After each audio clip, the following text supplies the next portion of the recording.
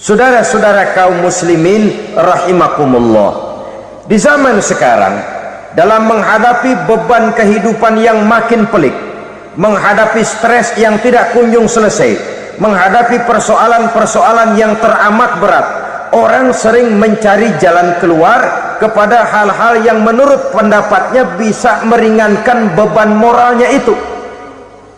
Pergilah dia mencari sesuatu yang dapat meringankan bebannya, dan tidak jarang yang jatuh ke pangkuan tukang-tukang tenung, ke pangkuan tukang-tukang sihir, yang mereka itu oleh Quran dijelaskan kadzabal munajjimun walau sodaku.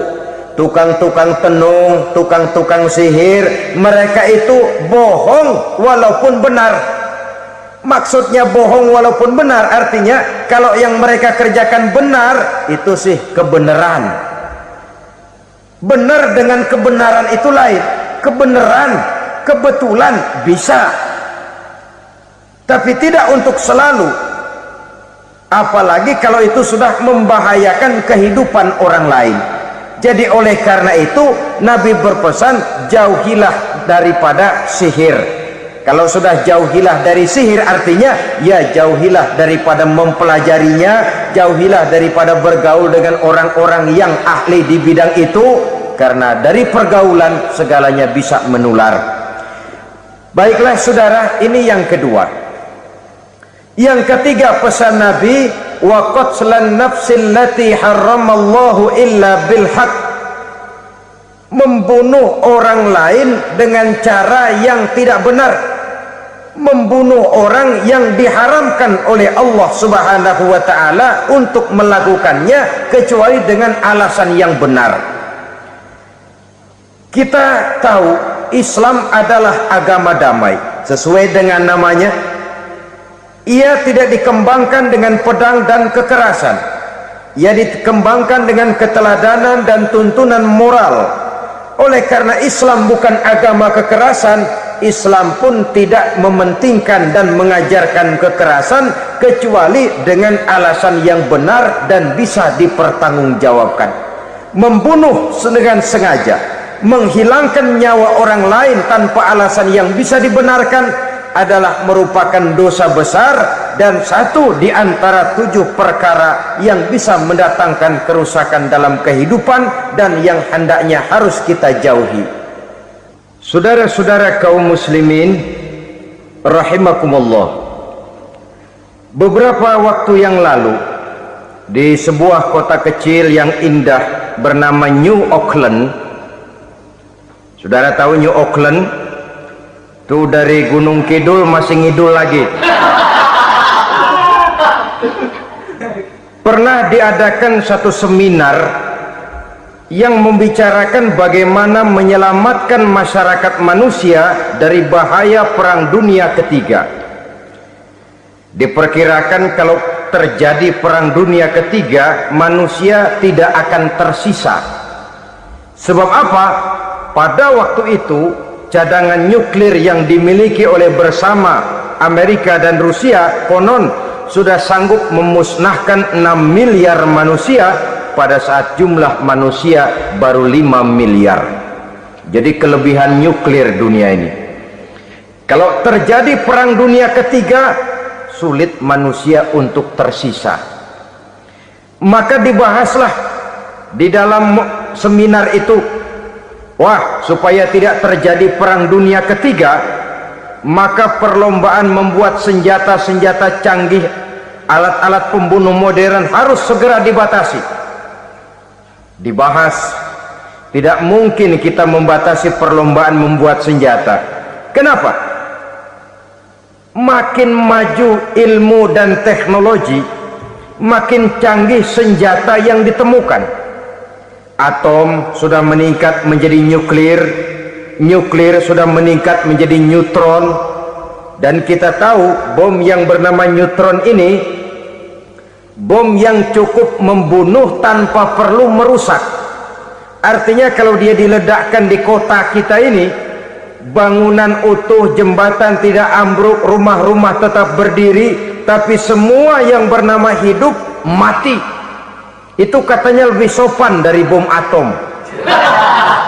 Sebab kalau si atom ini sudah membunuh, merusak pula. Neutron cukup membunuh saja tanpa perlu merusak. Jadi majunya senjata-senjata teknologi sebagai akibat yang logis dari kemajuan ilmu pengetahuan ini tidak bisa kita batasi. Dan memang sebenarnya yang bahaya bukan senjatanya, tapi manusia yang mengendalikan senjata itu. Mereka kembali kepada prinsip the man behind the gun. Bukan senjatanya yang bahaya, tapi manusia yang mengendalikan senjata itu yang bahaya. Walaupun senjatanya modern, katakanlah model M16 umpamanya, kalau yang mengendalikannya orang beriman, insya Allah aman. Tapi biar megang cuma senapan angin, kalau yang megang orang brutal, ngeri kita deket-deket. Apalagi kalau memang bukan ahlinya menggunakan senjata, bisa ngeker kaki kena jidat.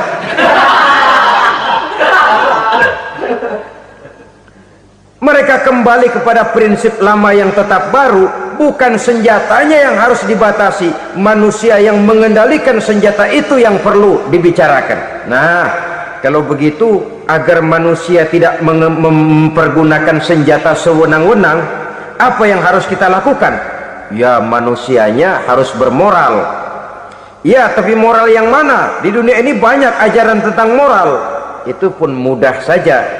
Di sini kan kita undang saja ahli dari berbagai agama untuk membicarakan konsep perdamaian menurut agamanya masing-masing. Baik, setuju itu? Setuju. Maka tampillah para ahli agama, mereka kembali kepada prinsip moral daripada konsep yang terkandung di dalam ajaran agama untuk menegakkan perdamaian. Mula-mula naiklah ahli dari agama Hindu, dibacakan konsep perdamaian menurut ajaran agama Hindu, bahwa untuk damai manusia harus meninggalkan nafsu keduniaannya, menempuh samsara dan sebagainya untuk mencapai nirwana, menjauhi kemegahan dan kemewahan dunia. Ini lalu dibahas, rasanya juga tidak mungkin ini. Kemudian dari agama Nasrani, bahwa untuk damai manusia harus menciptakan sifat kasih sayang. Kalau ditampar pipi kiri, berikan pipi yang kanan. Kalau diberikan selendang, berikan baju. Nanti orang kasihan, lalu dia tidak akan nampar lagi. Ketika ini dibahas, ternyata rasanya pun tidak mungkin bisa diterima. Karena apa? Di zaman sekarang orang ditampar pipi kiri, dikasih pipi kanan. Bukan kasihan, gemes. Damai belum tentu, bonyok udah jelas.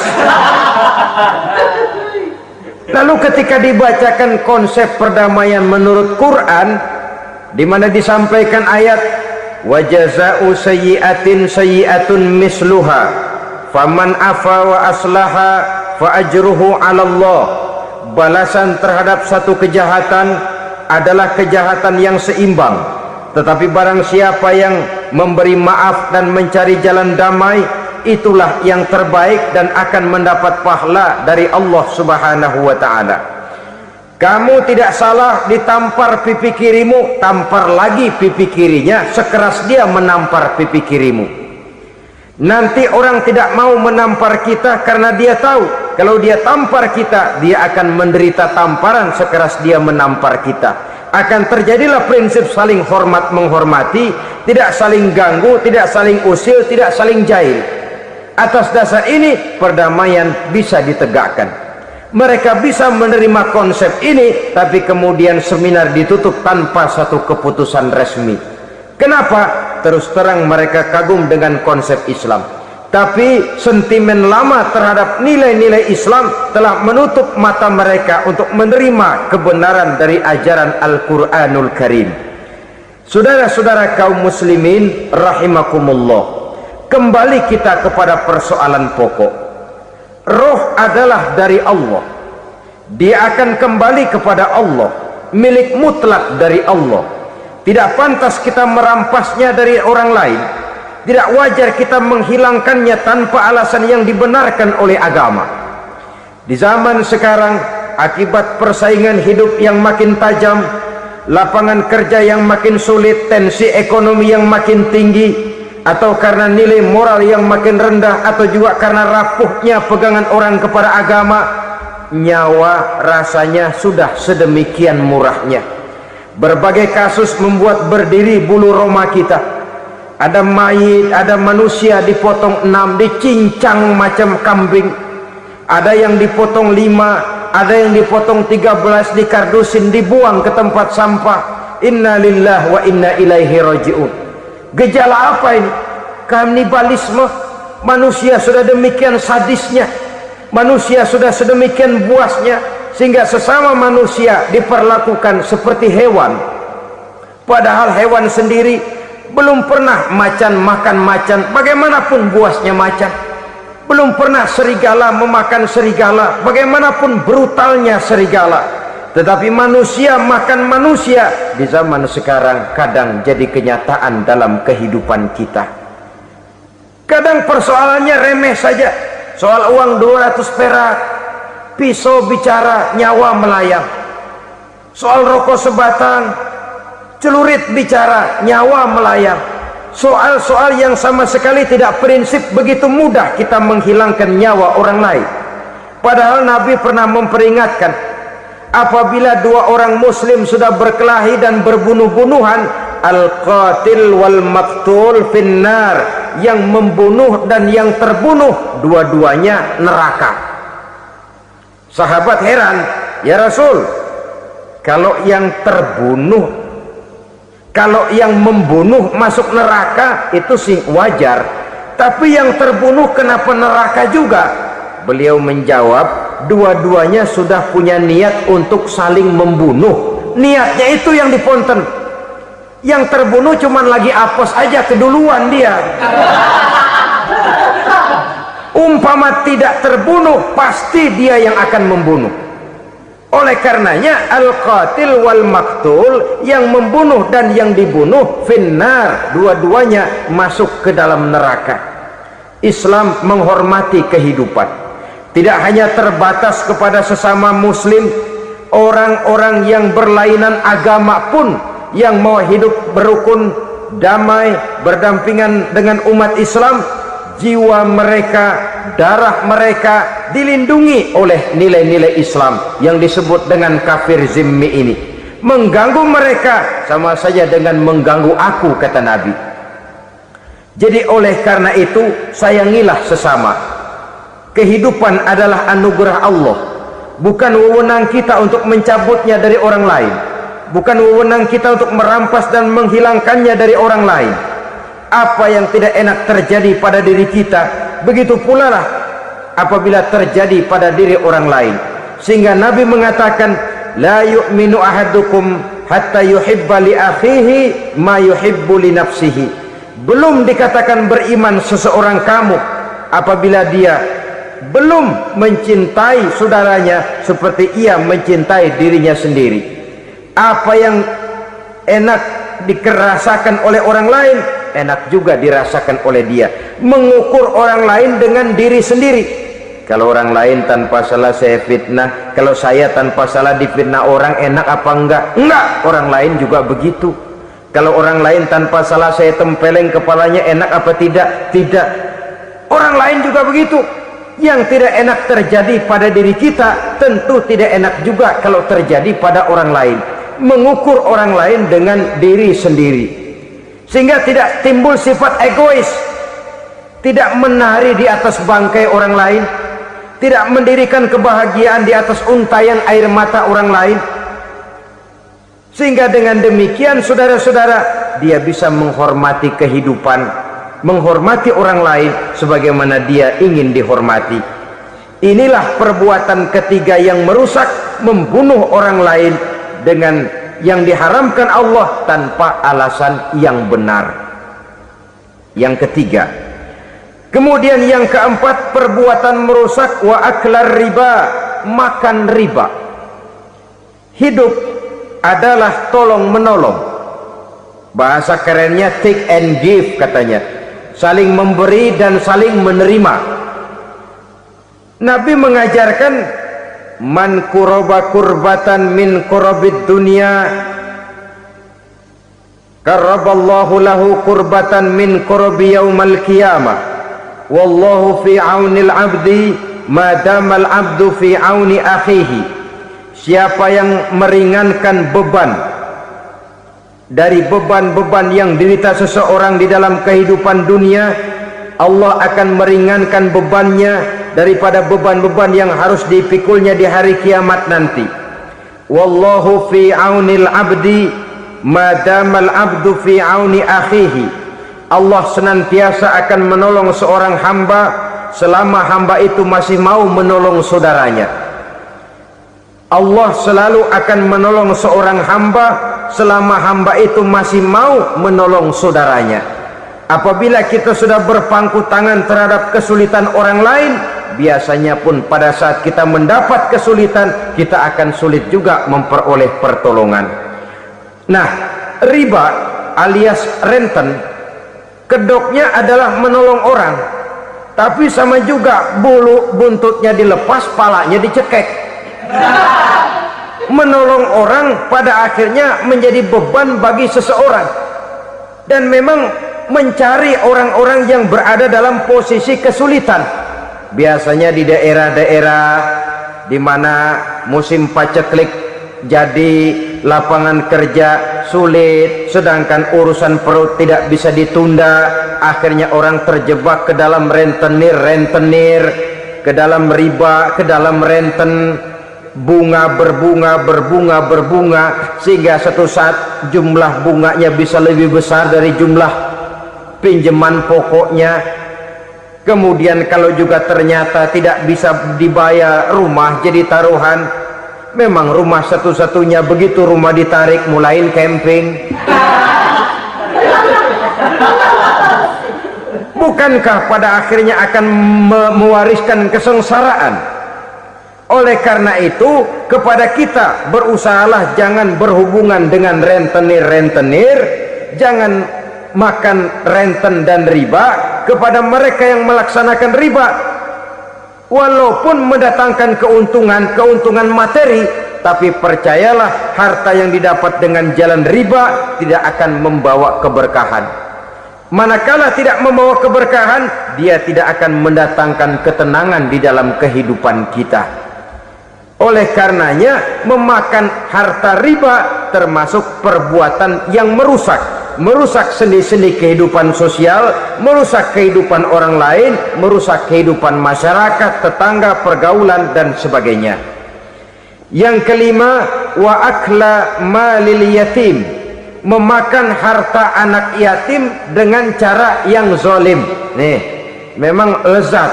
Anak yatim itu nggak tahu urusan apa-apa. Kita diamanahkan untuk mengurusinya. Kadang-kadang dibentuklah panitia penyantunan yatim piatu.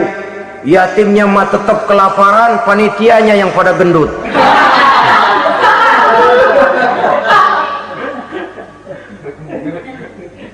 Padahal memakan harta anak yatim termasuk perbuatan dosa besar, dan menjantuni yatim merupakan perbuatan mulia. Nabi mengatakan, ana wa kafilul yatim kahataini yaumal qiyamah. Aku dan orang-orang yang menyantuni anak yatim seperti dua jari ini pada hari kiamat nanti. Dekat sekali. Jikalau ingin di hari akhir nanti dekat dengan Rasul, bersahabatlah dengan anak-anak yatim. Jadilah pengurus anak-anak yatim. Bangunlah panti-panti asuhan yatim. Pada saat bapak ibunya meninggal, kitalah yang menjadi orang tuanya. Bahkan sedemikian besar perhatian Islam terhadap anak-anak yatim ini, sehingga Quran memberikan peringatan, ara'aital ladzi yukadzibu biddin fadzalikal ladzi yad'ul yatim wa la yahuddu ala ta'amil miskin. Tahukah kamu siapa orang yang mendustakan agama, beragama tapi dianggap dusta, solatnya dusta, puasanya dusta, karena agamanya sudah berdusta. Siapa mereka? Fazalikal ladzi yad'ul yatim, orang yang menyia-nyiakan anak yatim, wala yahuddu ala ta'amil miskin, dan tidak pernah memberi makan kepada orang-orang yang menderita kemiskinan. Menyia-nyiakan, meninggalkan anak yatim termasuk perbuatan yang divonis kita sebagai orang yang mendustakan agama. Saudara-saudara kaum muslimin rahimakumullah, maka sangat dicela mengeksploitir anak-anak yatim, menjadikan mereka sebagai kedok untuk mencari kekayaan pribadi. Tetapi jikalau ikhlas, ganjarannya sangat besar, nilai pahalanya sangat besar. Menyantuni yatim tidak hanya setahun sekali. Kalau Muharram pakai istilah lebaran yatim, dibentuklah panitia, diberilah beras, uang 45.000 rupiah, alhamdulillah.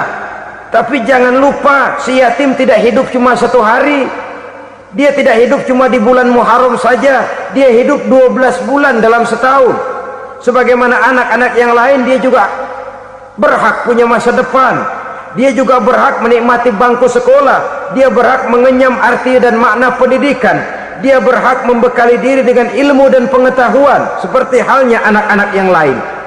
Maka kita yang diberikan keluasan oleh Allah, ingatlah itu, bersahabatlah dengan anak-anak yatim, santuni mereka. Perkara setahun sekali di bulan Muharram, alhamdulillah, itu bagus, bin Thayyib alias baik. Tapi tentu dan tentu, sekali lagi, si yatim tidak hanya hidup di bulan Muharram, dia hidup 12 bulan dalam setahun, 24 jam dan di dalam sehari. Oleh karenanya, menyia-nyiakan mereka pada saat posisi kita memang mampu akan memojokkan kita dalam satu posisi di mana kita dianggap sebagai orang yang mendustakan agama, memakan harta anak yatim dengan cara yang zolim.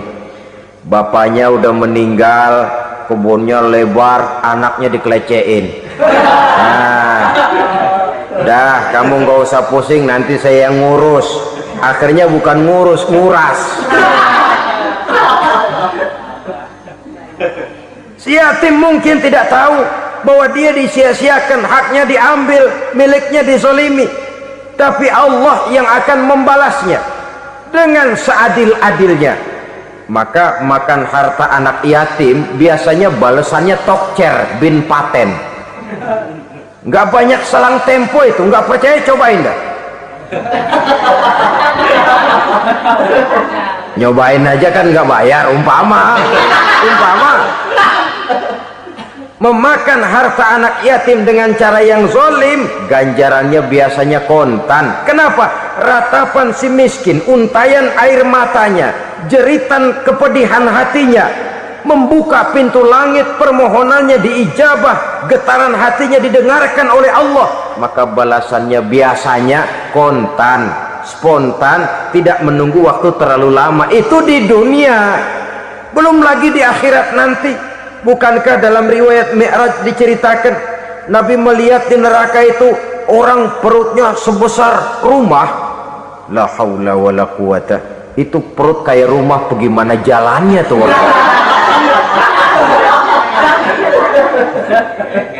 Dan memang gak jalan, diseret-seret oleh malaikat di neraka itu.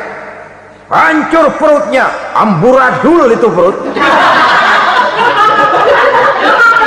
berantakan isinya, dibulatkan lagi, diseret lagi, hancur lagi, dibulatkan lagi. Sampai Nabi tanya, orang itu begitu berat siksanya kenapa ya Jibril? Itu Muhammad, waktu di dunia dulu rakus banget makan harta anak yatim. Begitu vonisnya, begitu menyedihkan nasibnya di akhirat. Tapi di dunia pun ketidakberkahan itu sudah membayangi kehidupannya. Oleh karena itu, kepada saudara-saudara yang mendapat titipan anak yatim, berbahagialah, karena semulia-mulia rumah adalah rumah yang di dalamnya ada anak yatim yang disantuni. Sehina-hina rumah adalah rumah di mana di dalamnya ada anak yatim yang disia-siakan. Begitu kata Nabi kita, rumah yang paling mulia dalam pandangan Allah, rumah yang di dalamnya ada anak yatim yang disantuni. Rumah yang paling hina dalam pandangan Allah, rumah yang di dalamnya ada anak yatim yang nasibnya disia-siakan. Berbahagialah saudara apabila menjadi penyantun anak-anak yatim, pelindung mereka, sehingga mereka mempunyai masa depan sebagaimana anak-anak lainnya. Rasulullah sendiri sedemikian peka terhadap keadaan anak-anak yatim karena beliau sendiri memang mengalami. Umur 6 bulan dalam kandungan ibu, beliau sudah ditinggalkan oleh ayahnya. Pada saat berusia 6 tahun ibu sudah meninggal. Yatim piatu dalam usia di mana beliau sedang perlu belas kasih seorang ibu dan pengertian seorang bapa. Kepekaan itu lalu timbul, bahkan kemudian sampai kepada beliau berkata, aku dan orang yang menyantuni anak yatim seperti jari tengah dan jari telunjuk di hari akhirat nanti. Sedemikian dekatnya. Baiklah ya, jadi yang kelima, memakan harta anak yatim. Jauhi, karena ini perbuatan yang merusak. Yang keenam, watawalli yaumaz zahfi, melarikan diri pada hari pertempuran. Apa ini? Khianat, tidak konsekuen dengan konsep perjuangan. Pada mulanya keras benar teriak berantas korupsi, ganyang korupsi, cuma karena belum dapat giliran.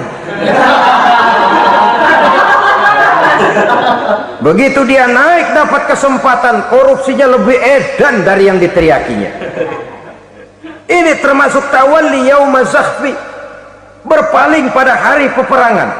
Di saat menghadapi musuh, kalau belum kelihatan musuh, teriaknya nyaring bener, jangan takut demi kebenaran sampai titik darah yang paling penghabisan. Musuh belum kelihatan.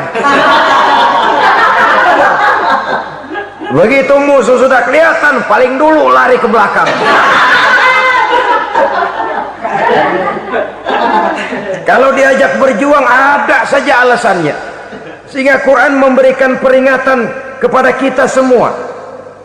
Mengapa kamu ini berat? Kalau sudah diajak berjuang di jalan Allah, kakimu seperti terhunjam berakar di perut bumi. Berat untuk melangkah berjuang. Lari dari pertempuran tidak konsekuen dengan konsepsi perjuangan. Mau enaknya saja dalam kondisi yang sulit lalu berpangku tangan. Ini termasuk ciri munafik yang di dalam Al-Quran disindir dengan bahasa kullama adha'a lahum masyaufi wa iza azlama alaihim qamu. Waktu terang mereka jalan, giliran gelap mereka mandek. Artinya, maksudnya, kalau giliran ada untungnya aja rame-rame teriak Islam, tapi begitu diminta berjuang, dituntut berkorban, rame-rame mundur. Waktu dilihat di Islam ada untungnya, rame-rame teriak Islam. Pak, saya Islam banget pak. KTP saya Islam pak, pokoknya Islam banget dah. Tapi ketika diminta berjuang, dituntut sedikit berkorban, rame-rame mengundurkan diri. Tahun 65 PKI berontak. Waduh, waktu itu jadi orang Islam untung itu. Nggak dikejar-kejar, aman. Masjid rame, mobil-mobil mewah parkir di depan musola dan masjid. Kenapa? Waktu itu asal udah ke masjid aman. Islam selamat, untung.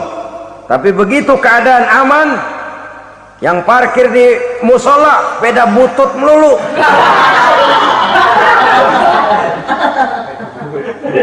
Waktu terang mereka jalan, waktu gelap mereka berhenti. Dikala di Islam ada untungnya, baru wah Islam bagus, Islam hebat. Tapi waktu dilihat ada kerugian, jangan bawa-bawa Islam dah. Jangan bicara soal Islam, ini kan bukan soal agama, bukan soal agama. La haula wala quwata illa billah. Beragama kita ambil talfik fid din, mengambil yang enteng-enteng saja dalam urusan beragama ini. Tidak konsekuen kita dengan Islam kita. Seolah kita mau memilih mana yang terasa cocok sama selera kita, kita teriak Islam. Beratan aja dikit, rame-rame berpaling. Itu termasuk tawalli yaumaz zahfi. Para pengkhianat, mental-mental hipokrit yang tidak mau konsekuen menghadapi segala bahaya, itu termasuk perbuatan yang merusak. Kenapa? Kalau cuma dia saja yang lari, mungkin tidak jadi soal, tapi larinya ini akan mempengaruhi orang lain. Nah, pengaruhnya itu yang dicegah. Sebab kalau satu sudah mulai lari, yang lain mulai ngelirik. Ketika yang dilirik kemudian tidak ada reaksi, dia akan ikut lari. Artinya apa? Seorang muslim harus konsekuen dengan konsep perjuangannya, dengan keyakinan keagamaannya, dan tidak memilih yang enak-enak saja di dalam kehidupan beragama. Lari dari pertempuran, bermental khianat, mengkhianati agama, merupakan satu di antara sifat yang merusak. Terakhir saudara, wa qazfal muhsanatil ghafilatil mu'minat, menuduh perempuan baik-baik yang tidak tahu menahu tentang tuduhan yang dituduhkan kepadanya, menuduh perempuan mukmin yang baik-baik yang tidak tahu menahu tentang tuduhan yang dilakukan kepadanya. Fitnah lebih bahaya daripada pembunuhan. Orang yang tidak salah bisa hancur namanya, orang yang berniat baik bisa ambruk perjuangannya oleh karena fitnah. Sehingga dikatakan al-fitnatu asyaddu minal qatli, fitnah lebih bahaya daripada pembunuhan. Maka memfitnah ini termasuk satu dosa di antara 7 hal merusak yang harus kita jauhi semampu kita, semampu-mampunya. Mengupayakan sebisa-bisanya jangan sampai terjebak ke dalam hal yang demikian. Malas berusaha. Orang kalau sudah terlalu asik berkhayal, menghitung bintang di langit, malas berusaha. Kalau ada temannya kerja jadi buruh kasar, bawa hasil yang merupakan jeripaya dan peras keringat dia, 1 minggu bergaji 10-15 ribu, diketawain. Apaan gaji lu 10 ribu 15 ribu, entar gua nih kalau ketembus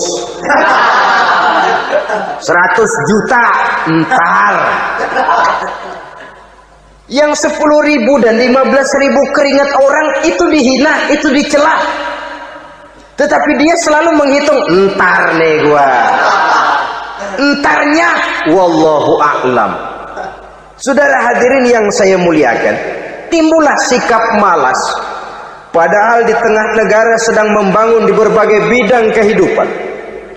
Maka sifat malas ini merupakan musuh kita, baik mengejar kemiskinan, baik mengejar kebodohan dan keterbelakangan kita di sektor-sektor lainnya. Alangkah akan terganggunya roda pembangunan di negara kita ini jikalau sebagian besar rakyat dihinggapi oleh penyakit malas, yang malas ini dilatar belakangi oleh penyakit tulul amal, terlalu muluk angan-angan, yang angan-angan ini dininabobokan oleh keinginan untuk mendapatkan untung yang besar tanpa peras keringat dan banting tulang. Sasaran yang lebih jauh, dan ini yang paling kita khawatirkan, hancurnya kubu-kubu pertahanan moral daripada bangsa kita. Kita sependapat bahwa lebih penting daripada membangun jembatan adalah membangun manusia yang membangun jembatan. Bahwa lebih penting daripada mengaspal jalan raya adalah membangun mental manusia yang melaksanakan pengaspalan itu. Dengan kata lain, membangun dan mempersiapkan manusia pembangunan. Tanpa itu, maka saya merasa khawatir kalau nanti kita tidak akan sampai kepada target yang kita harapkan oleh karena kandas di tengah jalan. Saudara-saudara kaum muslimin rahimakumullah, Islam sebagai agama yang mengajarkan manusia untuk berusaha dan mengeluarkan segala kemampuan untuk melaksanakan segala usahanya itu, sangat membenci sifat malas, sangat membenci sifat tulul amal atau panjang angan-angan. Dan oleh karena judi melahirkan 2 sifat itu, Islam sangat menganjurkan pengikutnya untuk menjauhi segala macam jenis perjudian. baik yang terang-terangan maupun yang dilakukan secara samar-samar, tidak ketara, judi canggih sesuai dengan canggihnya teknologi daripada manusia itu sendiri. Ini adalah penyakit yang meracuni masyarakat manusia dari sejak berpribadi, bertetangga, berumah tangga, sampai kepada berbangsa dan bernegara. Dan kasus-kasus yang timbul sudah cukup banyak, yang tidak mungkin lagi kita katakan hanya sekedar bersifat kasuistis, bersifat kasus-kasus kecil saja. Sebelum riaknya naik ke permukaan, marilah kita membuat benteng untuk masing-masing pribadi muslim memelihara dan menjaga diri, jangan terseret dalam permainan yang bernama judi, apapun bentuknya, bagaimanapun cara dan ragamnya. Karena jelas bahayanya lebih besar daripada manfaatnya. Taruhlah kita barangkali kemarin-marin hanyut dalam arus perjudian, tetapi hendaknya kita bisa mengambil pelajaran bahwa seorang mukmin adalah seorang yang apabila dia melakukan kesalahan, dia segera sadar, dijadikannya pelajaran untuk tidak diulanginya lagi pada masa-masa yang akan datang.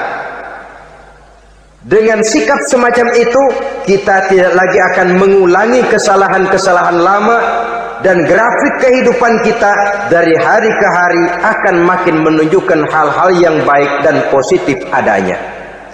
Saudara-saudara kaum muslimin rahimakumullah, kalau ABRI masuk desa, rakyat beruntung. Kalau jaksa masuk desa, rakyat bahagia. Kalau koran masuk desa, rakyat ikut jadi cerdas.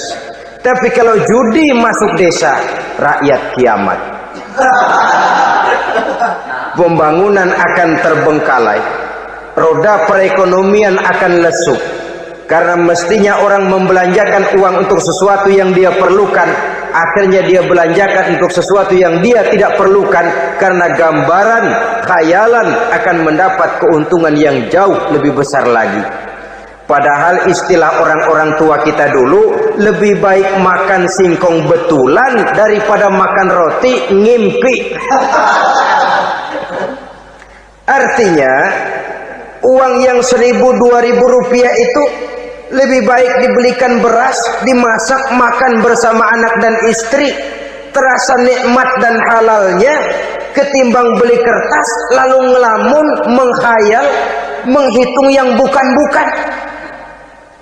Itu kertas dibolak madep ulon, dibolak madep mudik, diputar sana, diputar sini, akhirnya palanya ikut muter. Kira-kira apa yang cocok? Masih belum puas, kertas dilihat, orang gila ditanyain.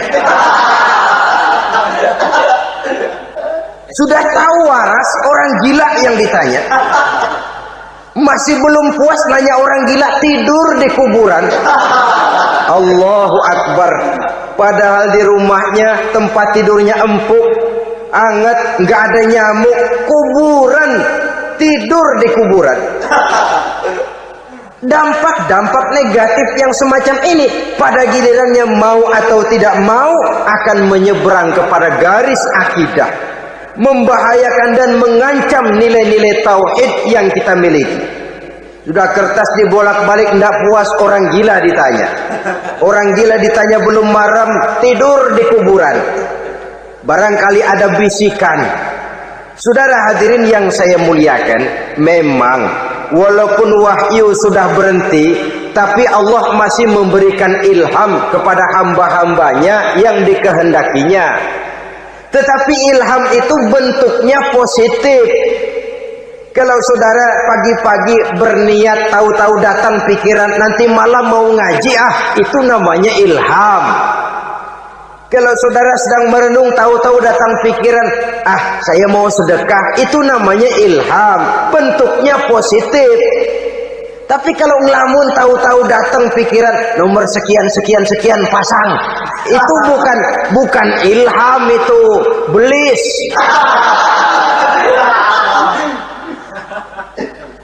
Saudara hadirin yang saya muliakan, Tidak puas tidur di kuburan, cari yang lebih paten lagi, dukun ditanya. Nah, saya ingin menuduhkan persoalan. Apa tidak boleh orang ziarah kubur? Apa tidak boleh orang pergi ke dukun? Ini dalam kaitannya dengan judi, karena ini penyakit yang sudah merajalela, mewabah di kalangan masyarakat kita di lapisan yang bawah ini.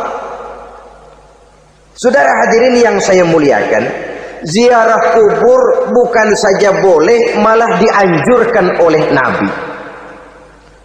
Tetapi ziarah kubur yang dianjurkan oleh Nabi itu dengan tujuan pertama, agar orang ingat kepada mati. Kafa bil mauti wa'izah, kata Nabi. Cukup dengan mengingat mati menjadi pelajaran bagi kamu semua. Maka etikanya diajarkan, kalau saudara ziarah kubur, sampai di depan pintu kubur itu kan, Assalamualaikum ya ahlal kubur wa inna insyaallahu bikum lahikun. Kami satu saat insya Allah pasti akan menyusul kamu. Kalau kamu sekarang berbaring di sini, satu saat kami akan berbaring di sini. Ziarah kubur mengingatkan orang kepada mati. Orang yang ingat kepada mati, gaya hidupnya lain dengan orang yang tidak ingat mati. Nah, orang kalau nggak ingat mati, gaya hidupnya nggak terkontrol. Kalau dia berkuasa, Fir'aun. Itu nggak ingat mati. Kalau dia kaya, Korun. Sudah gambarannya nggak merupakan gambaran-gambaran yang baik. Orang yang ingat mati, dia berkuasa, dia berlaku adil. Suatu saat saya akan mati dan ini akan dimintakan pertanggungan jawab. Orang kaya ingat mati, dia akan jadi pemurah. Kenapa? Kalau saya diberikan ilmu, pertanyaan akhirat cuma satu, ilmumu kau amalkan untuk apa? Kalau saya diberikan umur panjang, pertanyaan akhirat cuma satu, umurmu kau habiskan di mana? Tapi jikalau saya diberikan harta, pertanyaan akhirat ada dua, hartamu kau dapat dari mana, kau belanjakan kemana? Depannya ditanya, belakangnya ditanya. Dapat dari mana, dibelanjain kemana? Coba dua-duanya berkaitan dengan kegiatan. Kadang-kadang dapatnya dari jalan yang baik, tapi keluarnya ke tempat yang tidak baik, itu pun tidak betul. Atau dapatnya dari yang tidak baik, tapi dibelanjakan untuk yang baik, itu pun tidak bisa diterima. Oleh karenanya, dengan mengingat mati, gaya hidup seseorang jadi terkontrol karenanya. Yang kedua, dianjurkan kita untuk berziarah kubur itu mendoakan orang-orang yang sudah meninggal. Mal mayyitu fi qabrihi illa kal gharikil mutaghawis, kata Nabi. Orang yang sudah meninggal itu di alam barzakhnya adalah seperti orang yang tenggelam di lautan, menunggu doa dari keluarganya yang masih hidup. Apakah itu anaknya, kemenakannya, cucunya, dan lain sebagainya. Adapun yang kalau kita ziarahi itu kuburnya orang-orang yang kita tahu merupakan orang soleh, orang yang berjiwa bersih, yang kita kenal ketakwaannya kepada Allah Subhanahu wa ta'ala, tidak ada salahnya kita bertabarruk, asal jangan dengan satu keyakinan bahwa dia secara mandiri bisa mendoakan kita. Dia hanya bisa melakukan itu hanya dengan izin Allah. Nah, umumnya orang kalau sudah ziarah ke kubur-kubur keramat itu, Allahnya kelupaan. Itu yang dikhawatirkan merusak dan mengganggu akidah. Sehingga di awal-awal perkembangan Islam, Nabi pernah melarang orang ziarah kubur itu. Ini bisa kita simak dari hadis, kuntu nahaitukum an ziyaratil qabri fazuruha. Dahulu aku pernah melarang kamu untuk ziarah kubur. Adapun sekarang kalau mau ziarah, ziarahlah kamu. Kata-kata dulu aku pernah melarang kamu itu menggambarkan bahwa pada permulaan perkembangan Islam, nilai keimanan para sahabat masih rapuh, masih lemah, masih memerlukan pembinaan. Sehingga kalau mereka sering ke kubur, dikhawatirkan mereka minta kepada kubur. Nah, tetapi tatkala nilai keimanannya sudah mapan, sudah kuat, kata Rasul, fazuruha. Adapun sekarang kalau mau pergi berziarah, ziarahlah kamu. Saudara hadirin yang saya muliakan, jadi jangan melupakan Allah. Saya bisa saja berkata, kalau saya misalnya pakai cincin, lalu saya bilang, saya sejak pakai cincin ini, jangan anak gadis, nenek-nenek melihat saya lemes. Atau sejak pakai cincin ini, dagangan laris bener. Cincin itu yang menggelincirkan akidah. Untuk tidak tergelincir, orang harus tidak melupakan Allah. Dia bisa berkata, alhamdulillah, Allah memberikan keistimewaan kepada batu cincin saya. Batu cincinnya tidak apa-apa, Allah yang memberikan keistimewaan. Ini dalam bentuk yang langsung. Dalam bentuk yang tidak langsung kita bisa lihat, misalnya kalau petani ditanya, ini bisa panen besar ini rahasianya apa, Pak? Oh, pupuk urea, pupuk urea. Nah, Allah nomor 16. Seorang petani yang baik keimanannya, dia akan berkata, kami bisa panen besar karena izin Allah.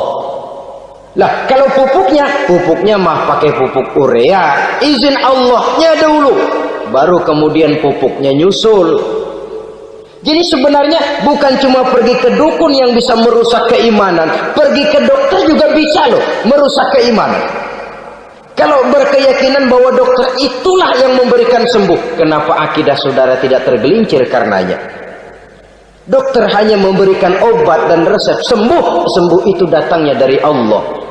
Ini yang diungkapkan lewat lisan Nabi Ibrahim alaihi salam, wa idza maridtu fahuwa yashfini. Apabila aku sakit, dialah Allah yang memberikan sembuh. Memberikan sembuh. Jangan juga menyalahartikan ayat ini. Ada ayat begini sakit terus nekat. Udah nggak usah berobat dah, memang penyakit dari Tuhan, ntar waktunya baik ya baik dah. Udah ampeg terus dah. Orang yang berobat saja belum tentu sembuh, apalagi yang tidak berobat. Sama juga orang nggak sembahyang kita ajakin ngotot, lu juga yang sembahyang belum tentu masuk surga katanya. Lah yang sembahyang belum tentu masuk surga, bagaimana cengoran lu yang nggak sembahyang?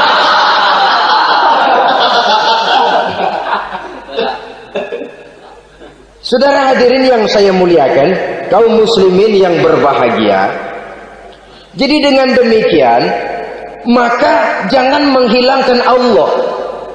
Kita, ajaran pokok dalam Islam adalah ajaran tentang tauhid. Nah, tauhid ini menyangkut mengesahkan Allah, baik di dalam zatnya, baik di dalam sifatnya, baik di dalam perbuatannya, baik di dalam beribadah kepadanya. Tauhid dalam ibadah itu ada. Tauhid dalam zat artinya zat Allah itu tidak tersusun, tidak terdiri dari bagian-bagian yang bisa dipecah-pecah. Ya seperti kita ini kan ada kepala, ada kaki, ada tangan. Allah tidak tersusun zatnya dari bagian-bagian. Esa zatnya tidak bisa dibagi-bagi. Esa sifatnya artinya Allah itu sifatnya tidak pernah berubah. Sejak dahulu sampai sekarang, Allah itu cinta kepada orang beriman yang melakukan kebaikan, dan Allah benci kepada orang kufur yang melakukan kejahatan. Mustahil satu saat Allah berubah. Orang kufur yang berbuat kejahatan didemenin, orang mukmin yang berbuat kebaikan dikeselin.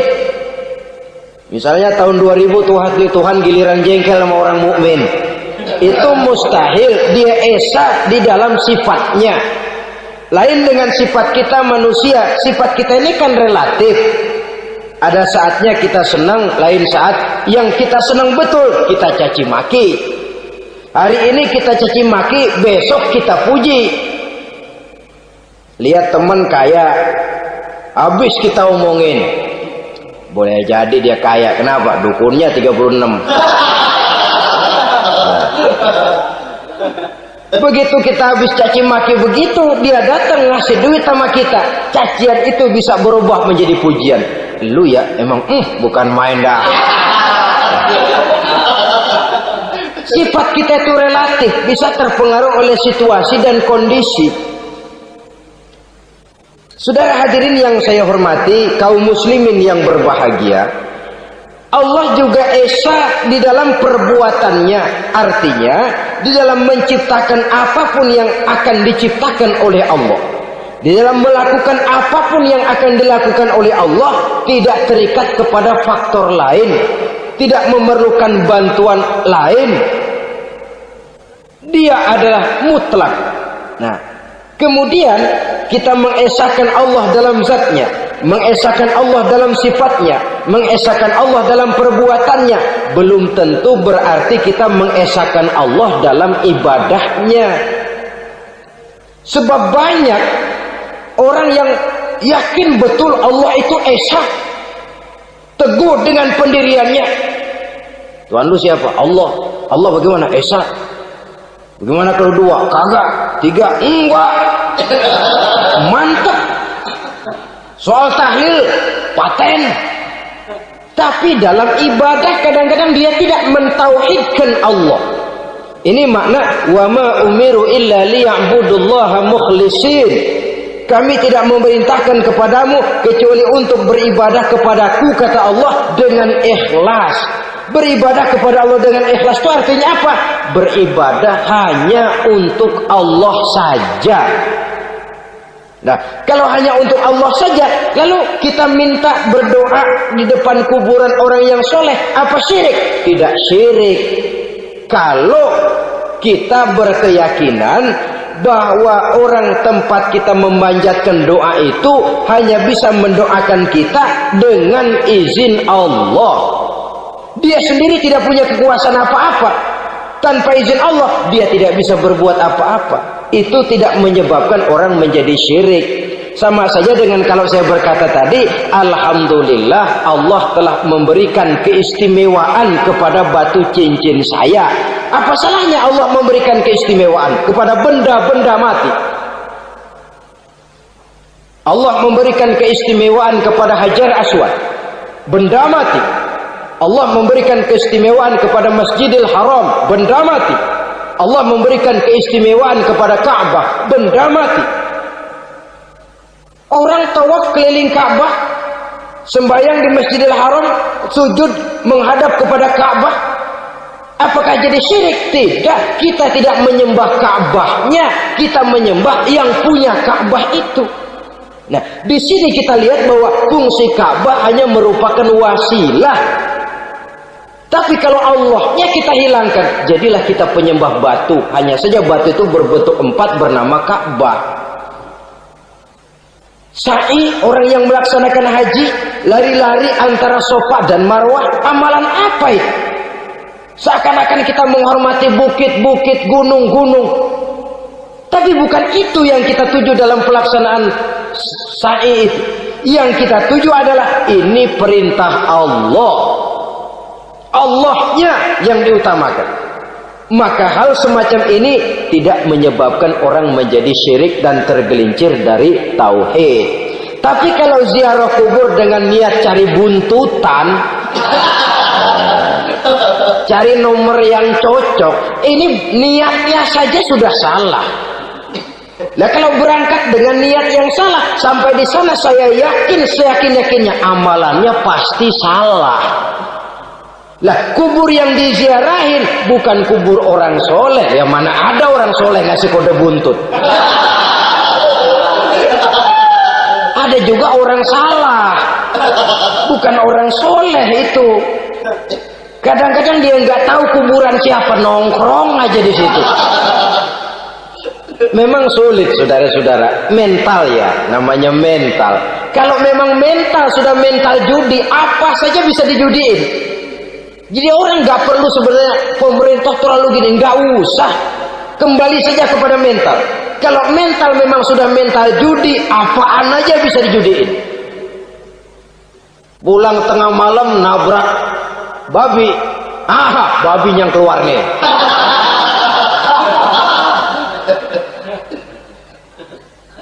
Mobil lewat, nomornya bisa dijudiin. Bajai lewat, bajai bisa dijudiin. Mental. Kalau memang mental sudah mental judi, apapun saja bisa dijudikan.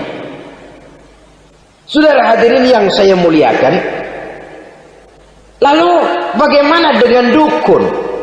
Ya, saudara hadirin, pergi ke dukun hakikatnya sama dengan pergi ke dokter.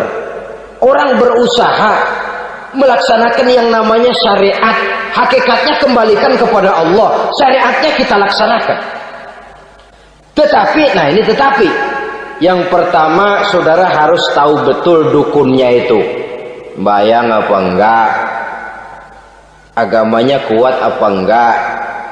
Sebab ya tentu tidak ada dukun yang jelek, karena pada umumnya penyakit dukun itu kan nyohor, iklan lewat koleha-kolehanya. Kita bisul kecil datang, kata dukun, ini si kecil kemarin bisul kayak kelapa 5 menit baik. 5 menit padahal kemarin kagak ada yang datang. Diolah sedemikian rupa supaya orang mantap. Jadi jangan asal sembarangan. Kadang-kadang lihat potongan dukunnya aja kita ngeri. Mukanya sudah kremot, nggak pernah tersentuh air wudhu. Jangankan air wudhu, mandi aja jarang. Yang kayak begini yang dipegang mati-matian, yang dipercayai habis-habisan, akan kita kemanakan tauhid kita ini? Apalagi kalau perginya sudah dengan niat mencari nomor yang jitu. Itu saya katakan lagi tadi, berangkat saja sudah dengan niat yang salah. Orang berusaha silahkan. Sama juga kita ke dokter. Oleh dokter kan setelah diperiksa penyakit kita, lalu dianalisa, ini penyakitnya ini. Kemudian diberikan obat. Lah, obat itu kan tentu ada aturan minumnya tuh. Yang kapsul ini sehari 3 kali, yang tablet ini sehari 2 kali. Kalau kita minumnya kelebihan, overdosis namanya. Saking pengen cepet baik, sekali minum 10 tablet. Ya memang nggak sakit-sakit lagi, tapi nggak hidup sudah. Habis. Kita pun dalam melaksanakan amalan hidup beragama begitu. Saudara datang kepada kiai, orang-orang soleh, meminta amalan, wiridan, itu jangan sampai overdosis. Tidak sesuai dengan kemampuan pribadi. Masih SD sudah minta matematika kelas SMP, celeng. Baru SMP sudah minta diajarkan filsafat kelas perguruan tinggi, semaput. Kenapa? Daya tampungnya nggak kuat. Emang ukuran secangkir, minta di sini seember, ya luber. Lebihnya nggak cukup. Kenapa? Yang diberikan, yang diamalkan tidak sesuai dengan makomnya, tidak sesuai dengan kemampuan yang ada pada dirinya. Saudara hadirin yang saya muliakan, akhirnya apa? Mencelakakan dirinya sendiri, ngawur. Baru sembahyang seminggu udah ngaku ketemu malaikat. Sembahyang ditemenin malaikat, lah sembahyang baru seminggu mulai. Itu malaikat iseng amat. Ya walaupun kalau Allah izinkan tidak mustahil, tapi kan tidak logik. Orang yang melaksanakan ibadah puluhan tahun memerlukan riyadhah dan latihan, khusyuk dan tawadhu, penuh tazallul, merendahkan diri di hadapan Allah, belum tentu mendapat karunia yang semacam itu. Saudara hadirin yang saya muliakan, jadi dengan kata lain, yang pertama lihatlah dulu kualitas dukun yang akan saudara datangi itu. ini kualitas black apa kualitas white, aspal apa cat putih, sehingga jangan sampai kita salah pilih. Sebab biasanya orang kalau sudah hanyut di kali, rumput pun dia pegangin. Dia tahu kalau rumput tidak akan bisa menahan bobot badannya, tapi karena posisinya posisi terjepit, rumput pun dia pegang. Ini satu gambaran psikologis betapa orang dalam keadaan panik, kepepet, kejepit, yang tidak mestinya dipegang pun akan dipegangnya juga. Walaupun dia tahu itu tidak akan bisa menahan bobot badannya, namun dipegangnya juga. Oleh karenanya, yang pertama, lihat dulu kualitas dukunnya. Yang kedua, saudara-saudara, jangan berkeyakinan bahwa dukun itulah yang memberikan permintaan saudara. Si dukun hanya bisa dengan izin Allah. Malas berusaha. Orang kalau sudah terlalu asik berkhayal, menghitung bintang di langit, malas berusaha. Kalau ada temannya kerja jadi buruh kasar, bawa hasil yang merupakan jeripaya dan peras keringat dia, satu minggu bergaji 10-15 ribu, diketawain. Apaan gaji lu 10 ribu 15 ribu, entar gua nih kalau tembus 100 juta entar. Yang 10 ribu dan 15 ribu keringat orang itu dihina, itu dicela. Tetapi dia selalu menghitung, entar nih gua, entarnya wallahu a'lam. Saudara hadirin yang saya muliakan, timbullah sikap malas. Padahal di tengah negara sedang membangun di berbagai bidang kehidupan. Maka sifat malas ini merupakan musuh kita. Baik mengejar kemiskinan, baik mengejar kebodohan dan keterbelakangan kita di sektor-sektor lainnya. Alangkah akan terganggunya roda pembangunan di negara kita ini jikalau sebagian besar rakyat dihinggapi oleh penyakit malas, yang malas ini dilatar belakangi oleh penyakit tulul amal, terlalu muluk angan-angan, yang angan-angan ini dininabobokan oleh keinginan untuk mendapatkan untung yang besar tanpa peras keringat dan banting tulang. Sasaran yang lebih jauh, dan ini yang paling kita khawatirkan, hancurnya kubu-kubu pertahanan moral daripada bangsa kita. Kita sependapat bahwa lebih penting daripada membangun jembatan adalah membangun manusia yang membangun jembatan. Bahwa lebih penting daripada mengaspal jalan raya adalah membangun mental manusia yang melaksanakan pengaspalan itu. Dengan kata lain, membangun dan mempersiapkan manusia pembangunan. Tanpa itu, maka saya merasa khawatir kalau nanti kita tidak akan sampai kepada target yang kita harapkan oleh karena kandas di tengah jalan. Saudara-saudara kaum muslimin rahimakumullah, Islam sebagai agama yang mengajarkan manusia untuk berusaha dan mengeluarkan segala kemampuan untuk melaksanakan segala usahanya itu, sangat membenci sifat malas, sangat membenci sifat tulul amal atau panjang angan-angan. Dan oleh karena judi melahirkan dua sifat itu, Islam sangat menganjurkan pengikutnya untuk menjauhi segala macam jenis perjudian, baik yang terang-terangan maupun yang dilakukan secara samar-samar, tidak ketara, judi canggih sesuai dengan canggihnya teknologi daripada manusia itu sendiri. Ini adalah penyakit yang meracuni masyarakat manusia dari sejak berpribadi, bertetangga, berumah tangga, sampai kepada berbangsa dan bernegara. Dan kasus-kasus yang timbul sudah cukup banyak, yang tidak mungkin lagi kita katakan hanya sekedar bersifat kasuistis, bersifat kasus-kasus kecil saja. Sebelum riaknya naik ke permukaan, marilah kita membuat benteng untuk masing-masing pribadi muslim memelihara dan menjaga diri, jangan terseret dalam permainan yang bernama judi, apapun bentuknya, bagaimanapun cara dan ragamnya. Karena jelas bahayanya lebih besar daripada manfaatnya. Taruhlah kita barangkali kemarin-marin hanyut dalam arus perjudian, tetapi hendaknya kita bisa mengambil pelajaran bahwa seorang mukmin adalah seorang yang apabila dia melakukan kesalahan, dia segera sadar, dijadikannya pelajaran untuk tidak diulanginya lagi pada masa-masa yang akan datang.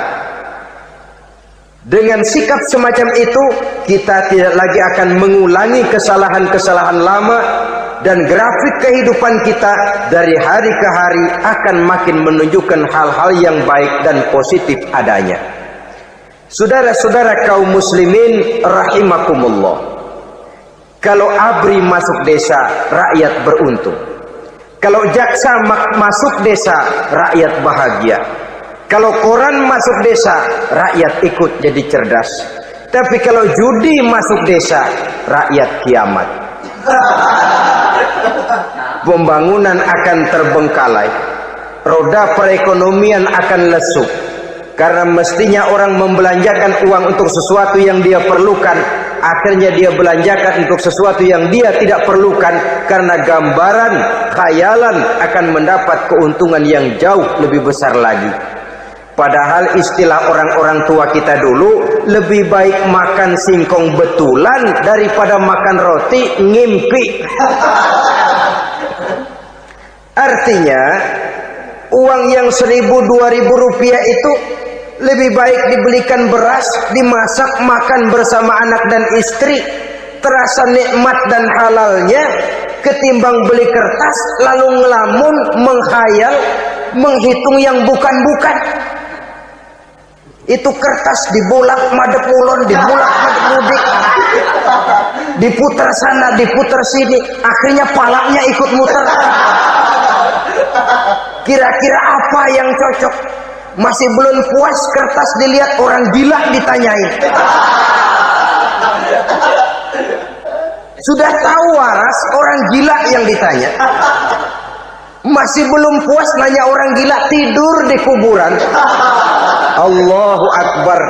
Padahal di rumahnya tempat tidurnya empuk, anget, nggak ada nyamuk. Kuburan, tidur di kuburan.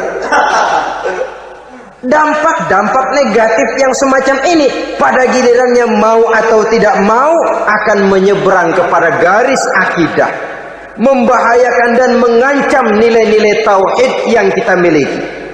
Sudah kertas dibolak-balik, tidak puas, orang gila ditanya. Orang gila ditanya belum maram, tidur di kuburan. Barangkali ada bisikan. Saudara hadirin yang saya muliakan, memang walaupun wahyu sudah berhenti, tapi Allah masih memberikan ilham kepada hamba-hambanya yang dikehendakinya. Tetapi ilham itu bentuknya positif. Kalau saudara pagi-pagi berniat, tahu-tahu datang pikiran nanti malam mau ngaji, itu namanya ilham. Kalau saudara sedang merenung, tahu-tahu datang pikiran, saya mau sedekah, itu namanya ilham, bentuknya positif. Tapi kalau ngelamun, tahu-tahu datang pikiran nomor sekian pasang, itu bukan ilham, itu belis.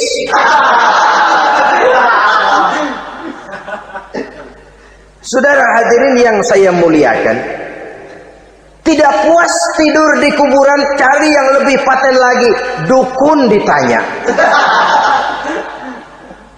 Nah, saya ingin menuduhkan persoalan. Apa tidak boleh orang ziarah kubur? Apa tidak boleh orang pergi ke dukun? Ini dalam kaitannya dengan judi, karena ini penyakit yang sudah merajalela, mewabah di kalangan masyarakat kita di lapisan yang bawah ini. Saudara hadirin yang saya muliakan, ziarah kubur bukan saja boleh, malah dianjurkan oleh Nabi. Tetapi ziarah kubur yang dianjurkan oleh Nabi itu dengan tujuan pertama, agar orang ingat kepada mati. Kafa bil mauti wa'izah, kata Nabi. Cukup dengan mengingat mati menjadi pelajaran bagi kamu semua. Maka etikanya diajarkan, kalau saudara ziarah kubur, sampai di depan pintu kubur itu kan, Assalamualaikum ya ahlal kubur wa inna insyaallahu bikum lahikun. Kami satu saat insya Allah pasti akan menyusul kamu. Kalau kamu sekarang berbaring di sini, satu saat kami akan berbaring di sini. Ziarah kubur mengingatkan orang kepada mati. Orang yang ingat kepada mati, gaya hidupnya lain dengan orang yang tidak ingat mati. Nah, orang kalau nggak ingat mati, gaya hidupnya nggak terkontrol. Kalau dia berkuasa, Fir'aun. Itu nggak ingat mati. Kalau dia kaya, korun. Sudah gambarannya nggak merupakan gambaran-gambaran yang baik. Orang yang ingat mati, dia berkuasa, dia berlaku adil. Suatu saat saya akan mati dan ini akan dimintakan pertanggungan jawab. Orang kaya ingat mati, dia akan jadi pemurah. Kenapa? Kalau saya diberikan ilmu, pertanyaan akhirat cuma satu, ilmumu kau amalkan untuk apa? Kalau saya diberikan umur panjang, pertanyaan akhirat cuma satu, umurmu kau habiskan di mana? Tapi jikalau saya diberikan harta, pertanyaan akhirat ada dua, hartamu kau dapat dari mana, kau belanjakan kemana? Depannya ditanya, belakangnya ditanya. Dapat dari mana, dibelanjain kemana? Sebab dua-duanya berkaitan dengan kegiatan. Kadang-kadang dapatnya dari jalan yang baik, tapi keluarnya ke tempat yang tidak baik, itu pun tidak betul. Atau dapatnya dari yang tidak baik, tapi dibelanjakan untuk yang baik, itu pun tidak bisa diterima. Oleh karenanya, dengan mengingat mati, gaya hidup seseorang jadi terkontrol karenanya. Yang kedua, dianjurkan kita untuk berziarah kubur itu mendoakan orang-orang yang sudah meninggal. Mal mayyitu fi qabrihi illa kal gharikil mutaghawis, kata Nabi. Orang yang sudah meninggal itu di alam barzakhnya adalah seperti orang yang tenggelam di lautan, menunggu doa dari keluarganya yang masih hidup. Apakah itu anaknya, kemenakannya, cucunya, dan lain sebagainya. Adapun yang kalau kita ziarahi itu kuburnya orang-orang yang kita tahu merupakan orang soleh, orang yang berjiwa bersih, yang kita kenal ketakwaannya kepada Allah Subhanahu wa ta'ala, tidak ada salahnya kita bertabarruk, asal jangan dengan satu keyakinan bahwa dia secara mandiri bisa mendoakan kita. Dia hanya bisa melakukan itu hanya dengan izin Allah. Nah, umumnya orang kalau sudah ziarah ke kubur-kubur keramat itu Allahnya kelupaan. Itu yang dikhawatirkan merusak dan mengganggu akidah. Sehingga di awal-awal perkembangan Islam, Nabi pernah melarang orang ziarah kubur itu. Ini bisa kita simak dari hadis, kuntu nahaitukum an ziyaratil qabri fazuruha. Dahulu aku pernah melarang kamu untuk ziarah kubur. Adapun sekarang kalau mau ziarah, ziarahlah kamu. Kata-kata dulu aku pernah melarang kamu itu menggambarkan bahwa pada permulaan perkembangan Islam, nilai keimanan para sahabat masih rapuh, masih lemah, masih memerlukan pembinaan. Sehingga kalau mereka sering ke kubur, dikhawatirkan mereka minta kepada kubur. Nah, tetapi tatkala nilai keimanannya sudah mapan, sudah kuat, kata Rasul, fazuruha. Adapun sekarang kalau mau pergi berziarah, ziarahlah kamu. Saudara hadirin yang saya muliakan, jadi jangan melupakan Allah. Saya bisa saja berkata, kalau saya misalnya pakai cincin, lalu saya bilang, saya sejak pakai cincin ini, jangan anak gadis, nenek-nenek melihat saya lemes.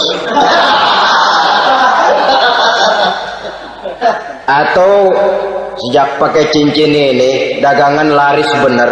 Cincin itu yang menggelincirkan akidah. Untuk tidak tergelincir, orang harus tidak melupakan Allah. Dia bisa berkata, alhamdulillah, Allah memberikan keistimewaan kepada batu cincin saya. Batu cincinnya tidak apa-apa, Allah yang memberikan keistimewaan. Ini dalam bentuk yang langsung. Dalam bentuk yang tidak langsung kita bisa lihat, misalnya kalau petani ditanya, ini bisa panen besar ini rahasianya apa, Pak? Oh, pupuk urea, pupuk urea. Nah, Allah nomor 16. Seorang petani yang baik keimanannya, dia akan berkata, kami bisa panen besar karena izin Allah. Lah, kalau pupuknya mah pakai pupuk urea, izin Allahnya dulu, baru kemudian pupuknya nyusul. Jadi sebenarnya bukan cuma pergi ke dukun yang bisa merusak keimanan, pergi ke dokter juga bisa loh merusak keimanan. Kalau berkeyakinan bahwa dokter itulah yang memberikan sembuh, kenapa akidah saudara tidak tergelincir karenanya? Dokter hanya memberikan obat dan resep, sembuh itu datangnya dari Allah. Ini yang diungkapkan lewat lisan Nabi Ibrahim alaihissalam, wa idza maridtu fahuwa yashfini. Apabila aku sakit, dialah Allah yang memberikan sembuh. Memberikan sembuh. Jangan juga menyalahartikan ayat ini. Ada ayat begini sakit terus nekat. Udah nggak usah berobat dah, emang penyakit dari Tuhan, ntar waktunya baik ya baik ya. Udah ampek terus dah.